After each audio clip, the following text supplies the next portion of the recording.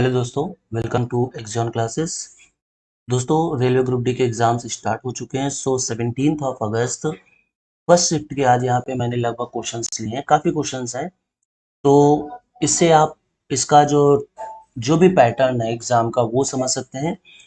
आज के प्रश्नों से हम लोग कल की तैयारी कर सकते हैं। अगर आपका भी एग्जाम है तो आप ये वीडियो पूरा देखिएगा, क्योंकि इसमें काफ़ी सारे क्वेश्चंस हैं। जो इससे आपको एक पैटर्न पता चलेगा और आगे हमें किस हिसाब से तैयारी करनी है वो हमें पता चलेगा। लेकिन तैयारी सिर्फ क्वेश्चंस नहीं, टाइम मैनेजमेंट से भी होती है। इसलिए अगर आप जेन्युइनली तैयारी कर रहे हैं, आप रियल में तैयारी कर रहे हैं, तो टेक्स्ट बुक का पास जरूर लें। डिस्क्रिप्शन में लिंक है, वहां से जाके अगर आप डाउनलोड करते हैं तो आपको एक्स्ट्रा ऑफ भी मिलेगा। अदरवाइज ये कोड आप यूज कर सकते हैं। और अगर टेक्स्ट बुक का जो लिंक है डिस्क्रिप्शन में वो यूज करते हैं तो आपको कुछ भी कोड डालने की जरूरत नहीं पड़ेगी। तो स्टार्ट करते हैं अपने फर्स्ट क्वेश्चन से। ये सारे क्वेश्चंस अभी 17 ऑफ अगस्त यानी 17 अगस्त को जो फर्स्ट शिफ्ट हुआ है उसी में पूछे गए हैं। तो देखिए, पहला क्वेश्चन क्या है।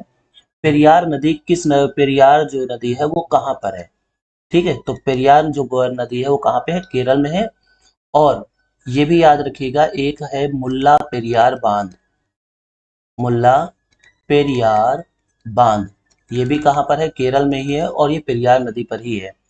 आगे लिखा हुआ है एड्स का पूरा रूप क्या है, तो एक्वायर्ड इम्यूनो डिफिशियंसी सिंड्रोम।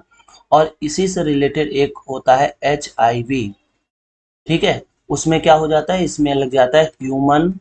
ठीक है, human immuno deficiency syndrome, human immuno deficiency syndrome, sorry human immuno deficiency virus. ठीक है, यहाँ पे जो वी है, वी फॉर वायरस होता है। प्रथम पंचवर्षीय योजना में के आयोग के अध्यक्ष कौन थे। प्रथम पंचवर्षीय योजना में योजना आयोग के अध्यक्ष कौन थे। तो देखिए, योजना आयोग का जो अध्यक्ष होता है वो प्रधानमंत्री होता है। तो यानी उस समय जो योजना आयोग के अध्यक्ष थे वो जवाहरलाल नेहरू थे। हालांकि अब जो योजना आयोग है उसका नाम बदल करके नीति आयोग कर दिया गया है, यानी national institute of transforming India. इसका ये फुल फॉर्म होता है national institute for transforming India. और अभी इसके अध्यक्ष कौन है, तो मोदी जी हैं। ठीक है, मोदी जी इसके अध्यक्ष हैं। ये बात क्लियर हो गई आपको। मतलब ये आपको ध्यान रखना है कि चाहे नीति आयोग के जो योजना आयोग है उसकी जगह पर ही नीति आयोग आया था, और उसी के मतलब उसका जो अध्यक्ष होता है वो कौन होता है, वो होता है भारत का प्रधानमंत्री। अच्छा, एक बात और चीज याद रखिएगा। एक क्वेश्चन आता है कि किस पंचवर्षीय योजना को हेरोल्ड डोमर, ठीक है, या डोमर परियोजना कहा जाता है, तो वो है प्रथम पंचवर्षीय योजना को ही हेरोल्ड डोमर योजना कहा जाता है। ठीक है। अच्छा, उसके बाद जो सेकेंड पंचवर्षीय योजना थी वो पीसी महान लोबिस, पीसी महाल नोबिस योजना मॉडल पर आधारित थी। हाँ, एक कभी कभी ये भी क्वेश्चन पूछा जाता है किस पंचवर्षीय योजना को गॉडगिल योजना कहा जाता है। किस पंचवर्षीय योजना को गॉडगिल योजना के नाम से जाना जाता है, तो याद रखिएगा वो है थर्ड थर्ड पंचवर्षीय योजना को गॉडगिल के नाम से भी जाना जाता है। क्लियर है। ओके, नेक्स्ट कौन सा है कि जैन धर्म के जिन का अर्थ क्या होता है। जिन का मतलब होता है विजेता, यानी जिसने अपनी इंद्रियों को जीत लिया हो उसको हम जिन बोलते हैं। पहली बार 1952 में राष्ट्रीय आय की गणना किसने की थी, तो SCO यानी सेंट्रल स्टैटिस्टिक्स ऑर्गेनाइजेशन, यानी केंद्रीय सांख्यिकी आयोग ने इसकी गणना की थी। अगला क्वेश्चन है अनुच्छेद 360 किससे संबंधित। देखिए, इस बार ये जो क्वेश्चन मेन आया था वो यह था कि इनमें से कौन सा अनुच्छेद गलत है या गलत तरीके से मैच्ड है। तो जो 360 है वो किससे है, वित्तीय आपात से है। ठीक है, ये अभी मैंने यहाँ पे क्वेश्चन लिया है। बाकी उसमें था 352, 358 और उनके सामने उनके दिए हुए थे। जैसे 360 वित्तीय आपात से संबंधित है, वैसे ही जो 352 है वो राष्ट्रीय आपात से संबंधित है। तो इस प्रकार से उसमें एक मिसमैच था, उसको आपको वहां सही करना था। तो बहरहाल यहाँ पे 360 जो है वो वित्तीय आपात से संबंधित है, और ये भारत में अभी तक नहीं लगा है। उष्ण कटिबंधीय वन कहाँ पाए जाते हैं, तो आपको याद रखना है केरल में, और केरल में ही शांत घाटी पाई जाती है। केरल में ही शांत घाटी पाई जाती है, और जहां पे अधिकतम अधिकतम भिन्नता वाले जीव पाए जाते हैं, यानी मोस्ट डाइवर्सिटी जो है वो शांत घाटी में है। ठीक है, सबसे ज्यादा डाइवर्सिटी। उसके बाद देखिए एक त्योहार से रिलेटेड आया है, चौक चाउ त्योहार कहाँ मनाया जाता है, तो आपको मालूम कर रहना चाहिए, अरुणाचल प्रदेश में। दो क्रमागत सजातीय श्रेणी के आणविक द्रव्यमान में कितना अंतर होता है? देखिए यहाँ पे हम बात कर रहे हैं होमोलोगस सीरीज के बारे में, आप लोगों ने केमिस्ट्री में पढ़ा होगा होमोलोगस सीरीज। होमोलोगस सीरीज में जैसे कि जो मेथेन होता है वो CH4 होता है, एथेन होता है C2H6 होता है, ठीक है, प्रोपेन होता है C3HO8 होता है, तो ये सभी के सभी सजातीय श्रेणी के हैं। और अगर हम इनमें अंतर देखें तो ये आएगा CH2 का, ठीक है, सी इन सब में अगर हम अंतर देखें तो आएगा CH2 का। आवर्त सारणी में बाएं से दाएं जाने पर परमाणु त्रिज्या, ठीक है, देखिए यहाँ पे ये चीज सही नहीं है, बढ़ती नहीं है, ठीक है। यहाँ पे कभी भी आवर्त सारणी में जब बाएं से दाएं जाते हैं तो हमेशा परमाणु त्रिज्या घटती है, हमेशा परमाणु त्रिज्या घटती है। लेकिन अगर हम ऊपर से नीचे आएंगे तो ऊपर से नीचे आने पर बढ़ती है, ठीक है। आवर्त सारणी में बाएं से दाएं जाने पर परमाणु त्रिज्या घटती है, ऊपर से नीचे आने पर परमाणु त्रिज्या बढ़ती है, क्योंकि कोषों की संख्या बढ़ती है, कोषों की संख्या बढ़ती है। नेक्स्ट क्वेश्चन है, राजीव गांधी खेल रत्न पुरस्कार का नाम बदल दिया गया है, तो राजीव गांधी खेल रत्न पुरस्कार का नाम के बदल के क्या कर दिया गया है? मेजर ध्यानचंद खेल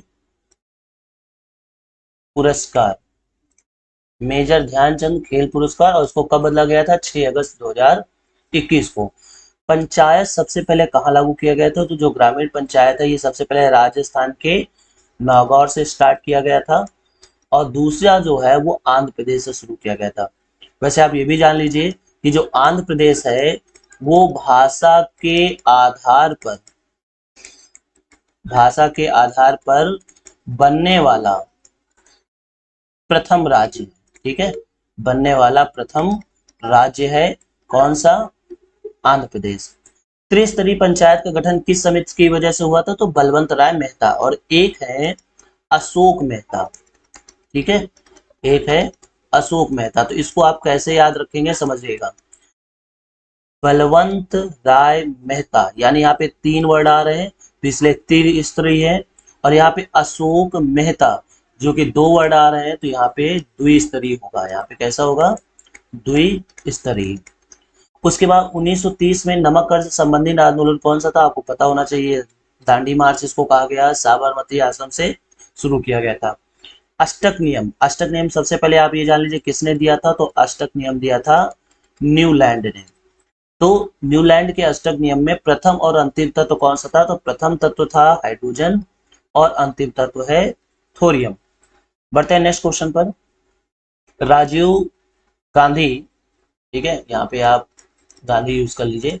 राजीव गांधी महिला एवं बाल विकास मंत्रालय ने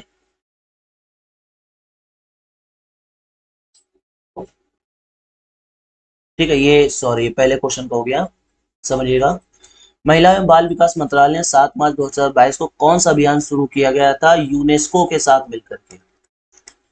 तो वो शुरू किया है कन्या शिक्षा प्रवेश उत्सव, ठीक है।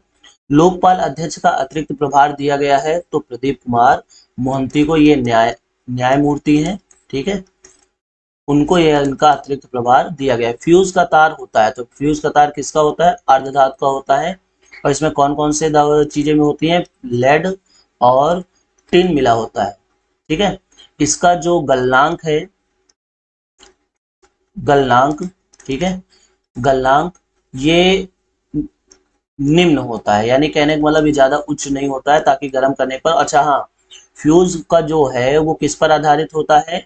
तो विद्युत धारा का तापीय प्रभाव, यानी हीटिंग इफेक्ट ऑफ करंट पे। यकृत यानी लीवर, लीवर में एसईआर की भूमिका क्या है? तो एसई का आर मतलब स्मूथ इंडोप्लाज्मिक रेटिकुलम, एसईआर का फुल फॉर्म होता है स्मूथ एंडोप्लाज्मिक रेटिकुलम। तो इसका काम होता है विषैले पदार्थ के प्रभाव को खत्म करना। विश्व कुश्ती चैंपियनशिप 2021 में सिल्वर मेडल किसने जीता? तो आपको याद रखना है ये अंशु मलिक। यानी हम ये कह सकते हैं कि जो करंट अफेयर्स पूछा जा रहा है वो अभी भी 2021 से रिलेटेड ही मोस्ट पूछे जा रहे हैं। अगला जो क्वेश्चन है, ओम का नियम क्या है? तो ओम का नियम हमें पता है V/I=R होता है। उसके बाद यहाँ पे पत्ते की संरचना से संबंधित था, तो यहाँ पे हम लोग देखेंगे इसका जो एक टिप पार्ट होता है इसको अपेक्स बोला जाता है। ये जो बॉर्डर लाइन होती है इसको मार्जिन बोला जाता है। और जो इस हिसाब से यहाँ पे लाइनें दिख रही हैं इनको वेन्स बोला जाता है। और ये जो बीच वाली लाइन है, ठीक है, इसको क्या बोला जाता है? इसको मैग्रिड बोला जाता है। फिर यहाँ पे ये होता है बेस, और इस पूरी चीज को बोला जाता है ब्लेड। यहाँ से लेकर के अपेक्स से लेकर के ब्लेड तक को बेस तक को बोला जाता है ब्लेड। और उसके बाद ये जो हिस्सा है इसको बोला जाता है पेटियोल।